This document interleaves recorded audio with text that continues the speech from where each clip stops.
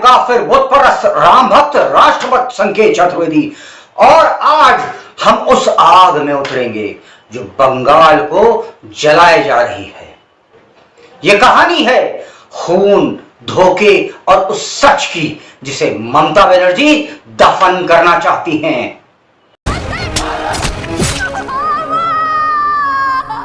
ये पार्टीशन आज खत्म नहीं, शुरू हुआ है। It's an unfinished project. शव एक खेल है, लोग मरते हैं, देश जलता है, खेल चलते रहता है।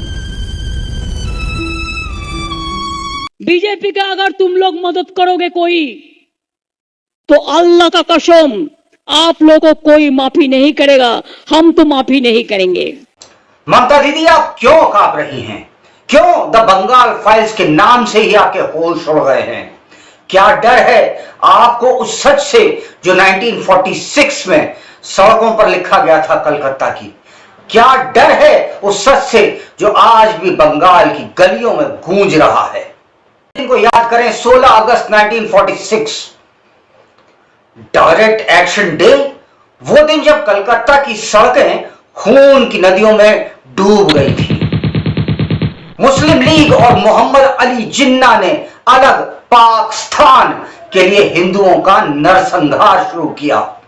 कोलकाता से नौखली तक हिंदुओं का खून बहा, हजारों मासूम मारे गए, औरतों की इज्जत लूटी गई, घरों में आग लगाई गई, 10,000 से 15,000 तक लोग कटे, लाखों बेघर हुए। ये था वो खूनी नंगा नाच जिसे दुनिया डायरेक्ट एक्शन डे कहती है। लेकिन सवाल है ये, उस वक्त के तथाकथित महान नेता महात्मा गांधी वो कहां थे? अहिंसा के पुजारी जो हर छोटी बात पर उपवास करते थे, अनशन करते थे, वो इस नरसंहार पर चुप क्यों रहे? नौखली में जब हिंदुओं की चीखें आसमान छू रही थी, तब गांधी जी की खामोशी ने क्या संदेश दिया? कि चुप्पी ने उस आग को और नहीं भड़काया। यह खामोशी सिर्फ 1946 की नहीं, यह खामोशी आज भी गूंज रही है। यह खामोशी चीख रही है, चिल्ला रही है और पूछ रही है कि 1946 में डायरेक्ट एक्शन डे पर गांधी जी चुप क्यों थे, और संदेश खली पर ममता की खामोशी का राज है क्या? अब हम आते हैं आज के बंगाल पर। द बंगाल फाइल्स, वो फिल्म जो 1946 के खून से लिखे इतिहास को फिर से खोल रही है। लेकिन ममता बनर्जी, आप क्यों डर रही हैं? ट्रेलर, सिर्फ एक ट्रेलर ने आपकी नींद उड़ा दी। कोलकाता में ट्रेलर लॉन्च की इजाजत नहीं दी गई। गोपाल मुखर्जी, जिन्हें हम गोपाल पाठक के नाम से भी जानते हैं, जो 1946 में दंगों को रोकने वाले नायक थे, उनके पोते ने फिल्म के डायरेक्टर पर एफआईआर दर्ज कराई। क्यों ममता जी? नहीं चाहती कि दुनिया उस सच को देखे जो बंगाल की सड़कों पर लिखा गया? ममता दीदी, आपकी सरकार पर इल्जाम है कि आप तुष्टीकरण की राजनीति करती हैं। क्या यह सच है कि आप हिंदुओं के दर्द को दबाना चाहती हैं क्योंकि वो आपके वोट बैंक को खतरा है? 1946 में हिंदू मरे और आज आपके राज में हिंदुओं पर हमले हो रहे हैं। मुर्शिदाबाद, संदेश खली, क्या यह आपकी नाकामी का पर्याय नहीं है? अब बात करते हैं संदेश खली की।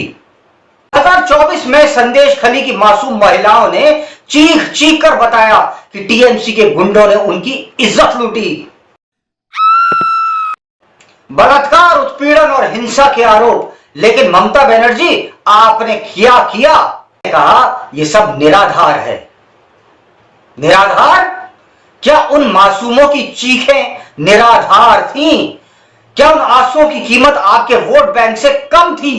यह पहली बार नहीं, 2025 में मुर्शिदाबाद में वक्फ संशोधन बिल के खिलाफ हिंसा भड़की, हिंदुओं के घर जले, वो अपनी जमीन छोड़कर भागे। लेकिन ममता जी, आपने क्या किया?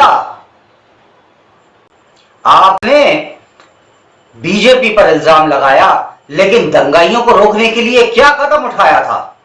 1946 में गांधी जी चुप थे और आज ममता जी चुप हैं। क्या यह चुप्पी एक साजिश नहीं? ममता बनर्जी दीदी को द बंगाल फिल्म से डर क्यों? दीदी तो वो सबकी है। डर इसलिए है क्योंकि यह फिल्म सिर्फ 1946 की कहानी नहीं बल्कि आज के बंगाल का काला सच भी उजागर करती है। एक अग्निहोत्री ने कहा, बंगाल अब गुंडा स्टेट बन चुका है और ममता जी आपकी खामोशी इस बात की तस्दीक करती है। आपके राज में हिंदुओं पर हमले, दंगे और तुष्टीकरण की सियासत, क्या यह सब आपके वोट बैंक का हिस्सा है? 46 में हिंदुओं का खून बहा और गांधी जी खामोश रहे। 2025 में हिंदुओं पर हमले हो रहे हैं और ममता बनर्जी खामोश हैं, जैसे वो 2024 और 23 में थी। लेकिन द बंगाल फाइल्स ये खामोशी तोड़ेगी।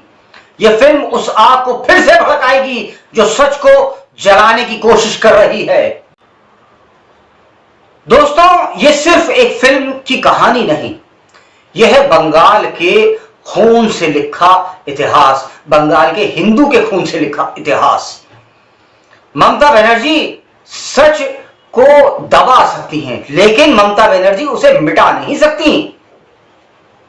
1946 की चीखें, संदेश खली की सिक्सकियां, मुर्शिदाबाद की आग, ये सब गवाही दे रहे हैं कि बंगाल अभी भी जल रहा है। सामने कुछ लोगों ने जय श्री राम के नारे लगाए। फिर क्या था? सीएम ममता ने अपनी गाड़ी रुकवाई और लोगों पर बरसते हुए उनकी खाल उधेड़ने तक की धमकी दे डाली।